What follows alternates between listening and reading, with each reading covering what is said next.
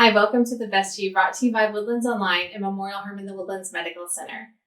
My name is Shelley Whitaker, and today we're going to visit with our friend Dr. Nash.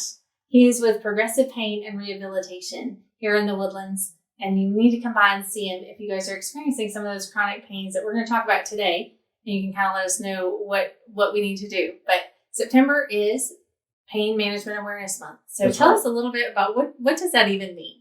Yeah, well, the idea is we're trying to get awareness out that there are a lot of patients, millions of Americans who are suffering with chronic pain of some source. Mm-hmm. Most common are usually some kind of arthritis-related pain affecting the back and the knee.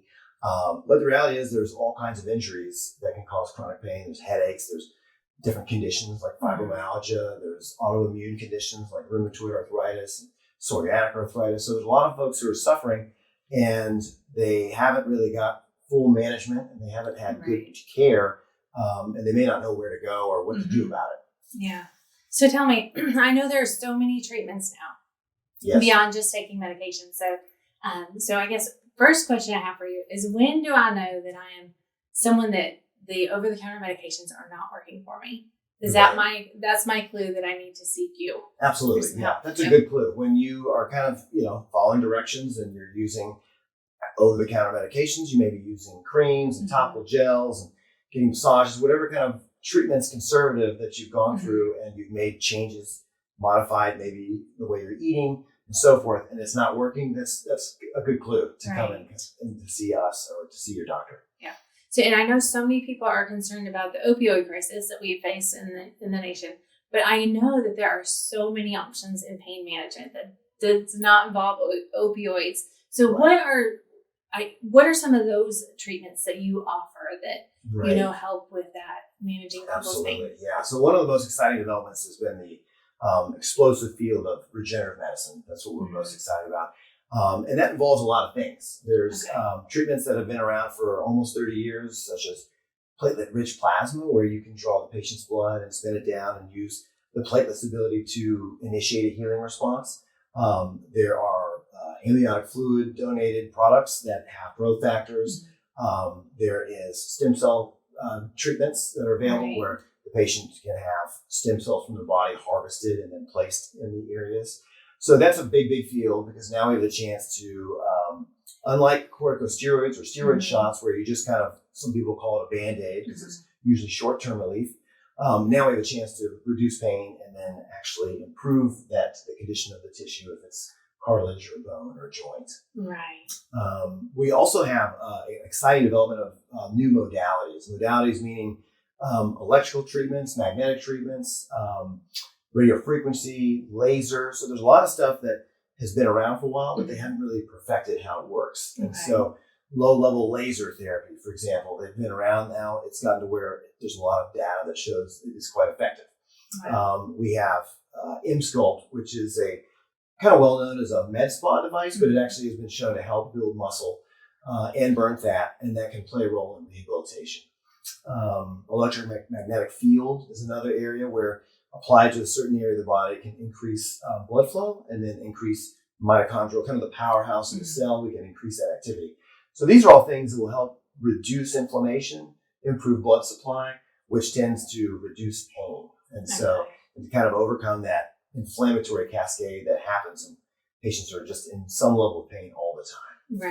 Right. Well, I think that's great, because I think so many times, just as a common consumer, you think, what can be done? Because I don't want to just be treating the symptoms, but you want to try to get to a core where you're trying to help, so you aren't just treating symptoms anymore. So I think that's exciting that you guys offer that. Absolutely. That option. So yeah, for sure. Yeah, identifying the source. That's, of course, the first piece of the puzzle, is trying to figure out, all right, we have maybe an X-ray or an MRI, but what is the patient experiencing? So we always want to treat the patient, not the film. And then from there, we can build kind of a comprehensive, tailored plan for them. Right. Yeah, very good. So that sounds great. I think if you guys are interested in learning about some of those things, and I know a lot of people I don't know if it's a negative stigma, that are a little concerned when they, talk to their doctor and they're like, I want to refer you to a pain management doctor. And like, wait a minute. Doesn't always mean, doesn't have to mean that that's pills only. Right. That there's far more options available now. Yeah. And I think that's what's so exciting in this field that you're in. Right. Is that there are so many new technologies and, like you said, all those new stem cell treatments, things like that just make sense, and maybe things that in the past we haven't thought about before using these things. So we're getting these newer treatments kind of up the treatment ladder, if you will. We don't need to have a surgery or maybe a failed surgery first and then try it. We can say, let's try to prevent a surgery and let's do treatments initially. And then if that fails and if we exhaust all other measures, well, then we, embrace our surgical friends to see what other treatments are available. Right. Yeah. And I think one other thing that I found so interesting when you've heard all this discussion on a national level is I think a lot of times there's not enough credibility given to those patients that come to you that are truly in pain. Yeah. I think, I may feel like I'm hurting about, maybe I tweaked my back during the weekend doing yard work or something like that. But that is so different than what your patients deal with. I feel like on a daily basis as they're trying to manage pain that they live with. So I think it can be overwhelming. We have folks there's cancer related pain. There are patients who had one or more surgical procedures and they've essentially failed that treatment and they're now living with chronic pain. Their body's kind of unfortunately adapted a bad response to the pain that it amplifies the way they feel their pain. And so this is chronic pain is a section of the population that are suffering greatly. And then there's a stigma to receiving treatment. They feel like they're being judged when they're going to get refills, and yet they have a true legitimate medical need for treatment. Right. And we want to get everybody's pain down as low as we can, ideally without medication. But the reality is a lot of times it's a bit of a hybrid plan. So we need a little bit of both. Right. Yeah. Yeah, I agree. Yeah. So I do feel like, just keep that in mind as consumers that, there are people that are really suffering and you are their answer to many of their issues. So, we're ready to help. Yeah. Absolutely. So very good. So you guys come see our friend Dr. Nash, and he can be glad to help you out. So thanks for joining us on The Best You, brought to you by Woodlands Online and Memorial Hermann the Woodlands Medical Center.